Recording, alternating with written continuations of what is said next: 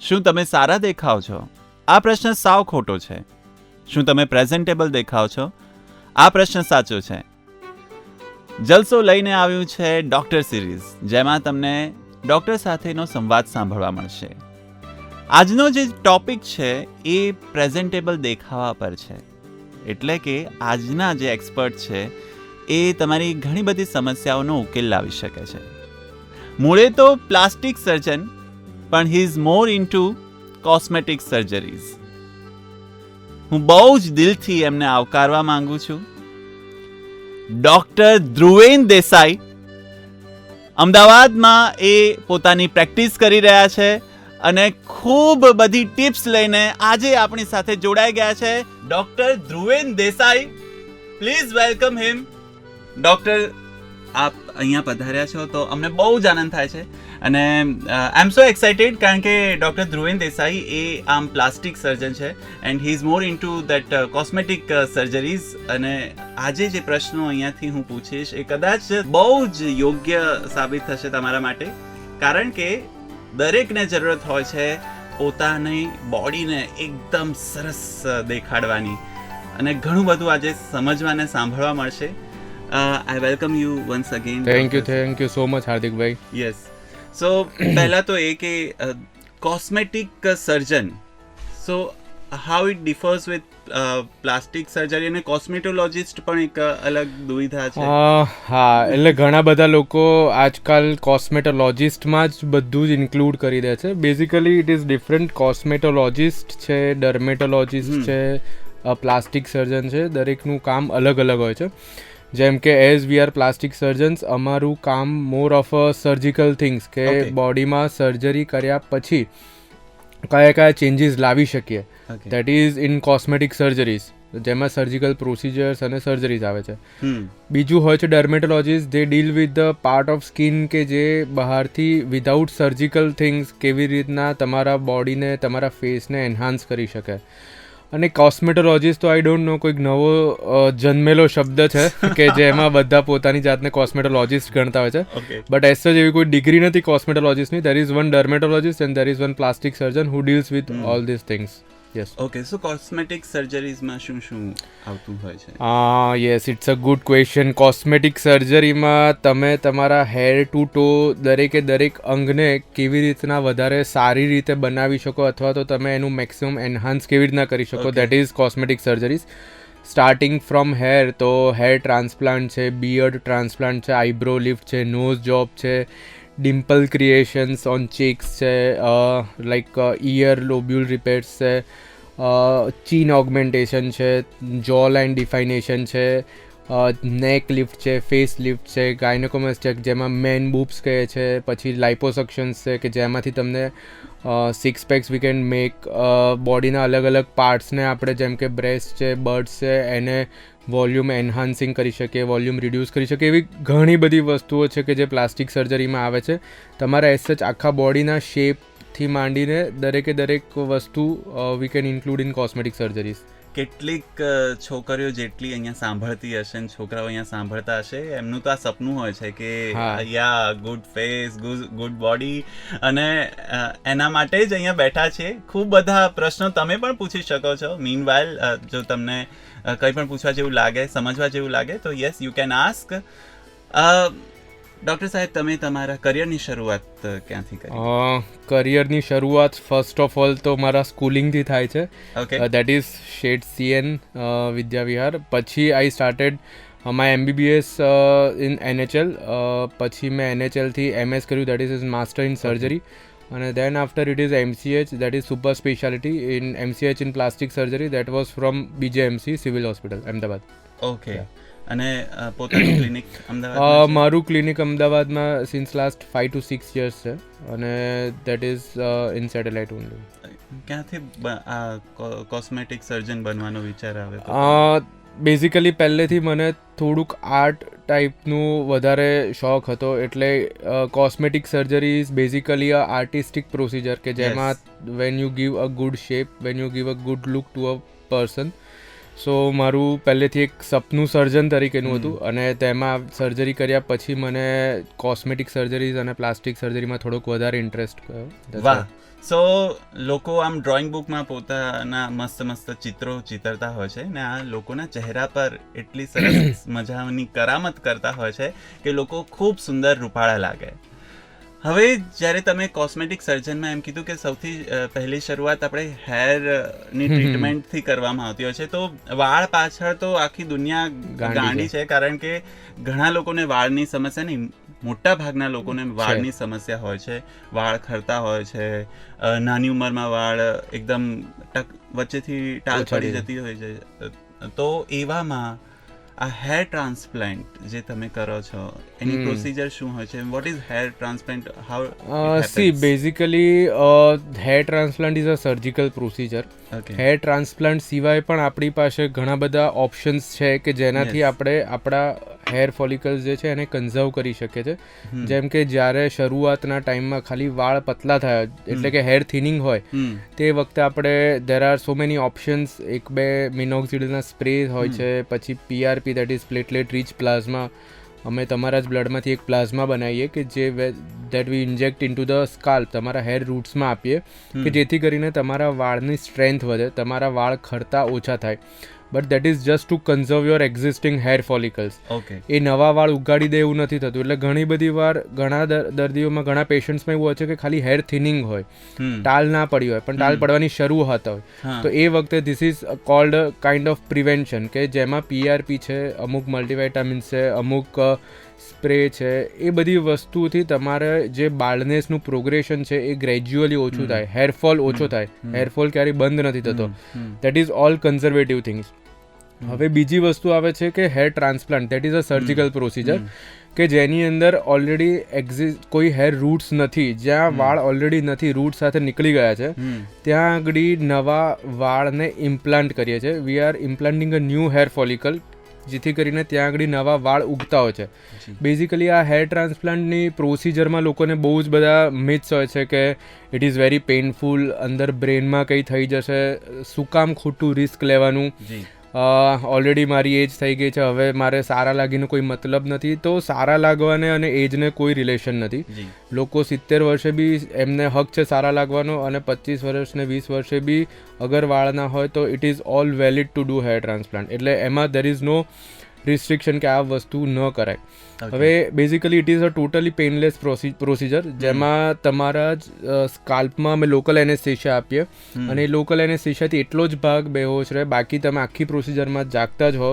Basically we extract the hair follicles from the back region, કે જ્યાંથી એક hair follicles અમે રૂટ સાથે બહાર નીકાળતા હોઈએ. એ રૂટ સાથે નીકાળેલા hair ફોલિકલ્સને we implant into the front region where it is more aesthetically important area. એટલે જે તમારા ફેસ માટે, તમારા લુક માટે એક પ્રોપર સારો એરિયા છે, એ એરિયા પર અમે આ હેર ફોલિકલને ઇમ્પ્લાન્ટ કરતા હોઈએ છીએ. The most important part is planning, કે તમારા ફેસ ઉપર કઈ હેરલાઇન સૂટ થશે, તમારે હેરલાઇન નીચે રાખવી, આગળ રાખવી, એંગલ્સ કેટલા રાખવા, that is most important part. And that is વેર અમારું કામ વધારે આવે છે, કે તમારા ફેસને અનુરૂપ, તમારા ફેશિયલ એસ્થેટિક્સ પ્રમાણે કઈ જગ્યાએ કેટલા હેર ફોલિકલ કઈ ડિરેક્શનમાં નાખવા, દેટ કે એના પછી હેર ટ્રાન્સપ્લાન્ટ પછી તમારો લુક વધારે નેચરલ લાગે. તો that is very important thing. અને આ હેર ફોલિકલ અમે ફ્રન્ટ રિજનમાં ઇમ્પ્લાન્ટ કરીએ છીએ. તો gradually it grows in 3-4 months, અને તમારો લુક ઘણો એટલે ડ્રાસ્ટિકલી ચેન્જ થઈ જાય. તમારા જે હેરની ડેન્સિટી છે એનાથી અપ્રોક્સિમેટલી અમે 2-થી 2.5 ગણી ડેન્સિટી વિથ હેર ટ્રાન્સપ્લાન્ટ આપણે આપી શકીએ. ઘણી બધી વાર મારી પાસે એક પેશન્ટ આવ્યા હતા, તમને એની એક સારી સ્ટોરી છે. He was total bald, he was 25 years, અને એ હેર પેચ પહેરતો હતો. તો એના ફિયાન્સને એણે કીધું કે હું હેર પેચ પહેરું છું, એને she broke up and he came to us with like દુઃખી હૃદય આવ્યો હતો કે મારું આવી રીતના બ્રેકઅપ થયું છે, હવે મારે હેર ટ્રાન્સપ્લાન્ટ ગમે તેમ કરાવવું જ છે. અમે એમનું હેર ટ્રાન્સપ્લાન્ટ કર્યું, અને 2 જ દિવસમાં he went back to Australia. પછી 6 મહિના પછી આવ્યો ત્યારે હું પોતે એને ઓળખી ના શક્યો કે આ એ જ વ્યક્તિ છે કે જેનું મેં હેર ટ્રાન્સપ્લાન્ટ કર્યું છે. તો ધ થિંગ ઇઝ કે તમારું આખું પર્સનાલિટી, તમારું વ્યક્તિત્વ, એ બધું ઘણું ચેન્જ થઈ જાય છે. આજથી 15-20 વર્ષ પહેલાં લોકો પોતાની જાત માટે અથવા તો પોતાના લુક માટે એટલા કોન્શિયસ નહોતા, પણ હવેનો જમાનો એવો છે કે your presentation is very important. તમારું નોલેજ તો ધો ઇમ્પોર્ટન્ટ છે જ, છે જ. તમારી હોશિયારી ઇમ્પોર્ટન્ટ છે, એની સાથે સાથે you have to B in a presentable look. Presentable. એટલે આ બધી વસ્તુઓ ઘણી બધી મેટર કરતી હોય છે, અને ઇનફેક્ટ એના નેક્સ્ટ મંથ મેરેજ છે. સો એક કહેવાય ને ફરિશ્તો આવી ગયો અને એના લગન છેવટે હવે નેક્સ્ટ મંથ ફાઇનલ થઈ ગયા છે એ ભાઈના. સો કોંગ્રેચ્યુલેશન્સ જો એ ભાઈ સાંભળતા હોય તો. પણ મને આ વાત બહુ જ ગમી, કેટલું બધું આર્ટ ભર્યું છે કે વાળ સહેજ ઊંચો નીચો ફેસ પ્રમાણે બધું જ ગોઠવીને મૂકવાનું. અને જ્યારે હેર ટ્રાન્સપ્લાન્ટની વાત કરી છે, હેર ટ્રીટમેન્ટની વાત કરી છે, તો મારે એ પણ જાણવું છે કે કઈ એજ ગ્રુપના પેશન્ટ્સ તમારા ત્યાં અત્યાર સુધી તમે હેન્ડલ કરી લીધા છે? અમે 20 યર્સથી લઈને 72 years, last case was 72 years. Okay. કે he is a very well known doctor of Ahmedabad, though I can not say his name, okay. પણ એમનું 70 યર્સે we did his hair transplant, અને ઘણા એક 20 થી 22 વર્ષના છોકરાનું બી અમે હેર ટ્રાન્સપ્લાન્ટ કરેલું છે. So there is no age bar first of all. See it is not necessary, it is luxury. તો જ્યારે તમને ઈચ્છા હોય તો definitely you can go for it, but first is your wish and second is the money part. તમે કોઈની પાસેથી રૂપિયા બોરો કરીને you should never go for cosmetic સર્જરીઝ. એટલે તમને આ બે વસ્તુ હોય તો ઇટ ઇઝ ઓલ સેફ અને રિઝલ્ટ 100% મળતા હોય છે. આવા ઓનેસ્ટ ડોક્ટર જોયા છે કે તમારે કોસ્મેટિક સર્જરી? અમે ઘણી બધી વાર પેશન્ટને બ્લન્ટલી ના પાડે છે કે અગર if you R borrowing money from somewhere, તમે તમારું ઘરનું કંઈ વેચીને આ બધી વસ્તુની જરૂર નથી. આ વસ્તુ તમને ત્યારે જ છે કે તમારી પાસે એક્સ્ટ્રા મની છે, તમારી ઈચ્છા છે તો જ. બાકી વી never insist anyone two get it done. જો એમની જ ઈચ્છા હોય તો જ આ વસ્તુ કરાય, બાકી કોઈને it is not the thing કે હું કોઈને ઇન્સિસ્ટ કરું કે તમે કરાવી લો. નો. સો મિનિમમ એજ બાર તમે કીધું કે there is no 20 years, 25 years, 20 onwards. But we see કે એમનો ડાયાબિટીસ અનકન્ટ્રોલ કે હાઇપરટેન્શન નથી, તો બાકી otherwise it is fine. Okay. So ડાયાબિટીસના પેશન્ટ્સ માટે આ થોડુંક yes, we should not do that. Okay. So in uncontrol diabetes. Okay. અને જ્યારે તમે આ વાત કરી કે અમે એમને આવી રીતે સર્જરી કરતા હોઈએ છીએ ને, તો એના કોઈ સાઇડ ઇફેક્ટ્સ હોય ખરા? એઝ સચ જો તમે પ્રોપર પ્રોટોકોલ્સ ફોલો કરો, if you are a good plastic સર્જન, તમને એનો બહોળો અનુભવ છે, તો કોઈ સાઇડ ઇફેક્ટ્સ અમે અત્યાર સુધી ફેસ નથી કર્યા, અને એઝ સચ છે નહીં. નાની નાની વસ્તુઓ જેમ કે પાછળથી થોડીક નાની ફૂલ્લી થવી, અથવા તો શરૂઆતના 4-5 દિવસ માઇલ્ડ પેઇન રહે, તો દેટ ઇઝ ફાઇન. બસ as such if you are with a doctor you are in a safe hand. Generally કોઈ સાઇડ ઇફેક્ટ નથી. મેં મારા ભાઈનું હેર ટ્રાન્સપ્લાન્ટ કર્યું છે. He is 27 years. So when I am confident કે રિઝલ્ટ આવશે, અને વેન આઈ એમ કોન્ફિડન્ટ કે કોઈ જ સાઇડ ઇફેક્ટ નહીં થાય, તો જ હું મારા ઘરવાળા પર હેર ટ્રાન્સપ્લાન્ટ કરું, otherwise I won't do that. So આ હેર ટ્રાન્સપ્લાન્ટ તો થઈ જાય, પણ પછી એને સાચવવા માટે? હા, that is most common question કે એને સાચવવાનું કે ના. આમાં સાચવવાનું એવું કશું જ નથી હોતું.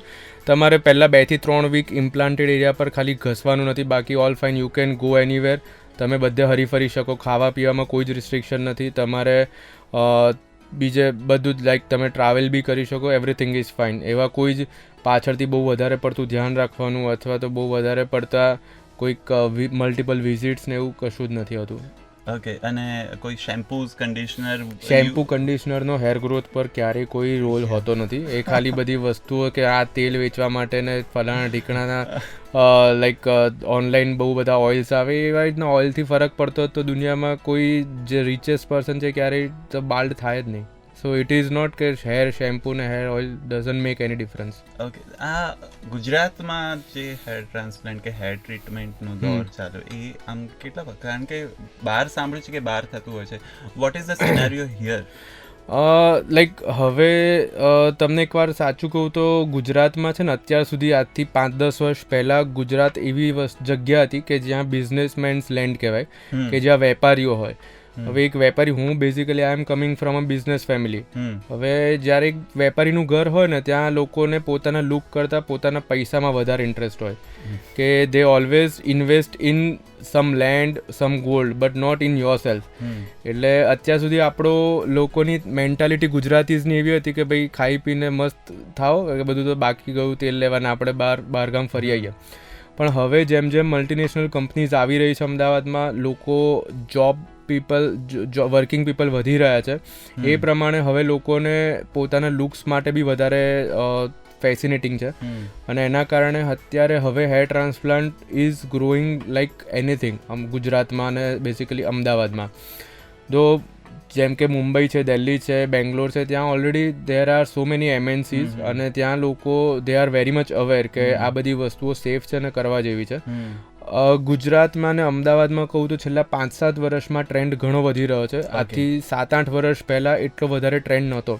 હવે લોકો કરાવે છે, એટલું સેફ છે. તો જેમ સર્વિસ ઇન્ડસ્ટ્રીઝ વધશે એમ કોસ્મેટિક સર્જરીઝ લોકો વધારે ઓપ્ટ કરશે. Okay, so it is safe, કારણ કે ઘણા લોકો ડરતા હોય છે કરાવતા હોય. મારા કાકા છે, મારો કઝિન છે, મારા ફુવા છે, ઘણા બધાના કર્યા છે ટ્રાન્સપ્લાન્ટ. સો ડોન્ટ વરી, એમાં કોઈ જ there is nothing bad in that. Okay, તો આ હતી વાત ડોક્ટર ધ્રુવેન દેસાઈ સાથે. આપણે જાણ્યું કે આપણા વાળ કઈ રીતે સારા રહી શકે છે ને આપણે કઈ રીતે રાખી શકીએ છીએ. ઘણું બધું જાણવાને શીખવા મળ્યું છે અને આપણે જો તકેદારી રાખીશું તો ભવિષ્યના ખર્ચાઓથી પણ બચી જઈશું.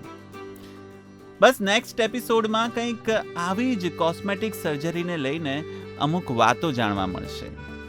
ત્યાં સુધી સાંભળતા રહેજો જલસો વિથ ડોક્ટર ધ્રુવેન દેસાઈ.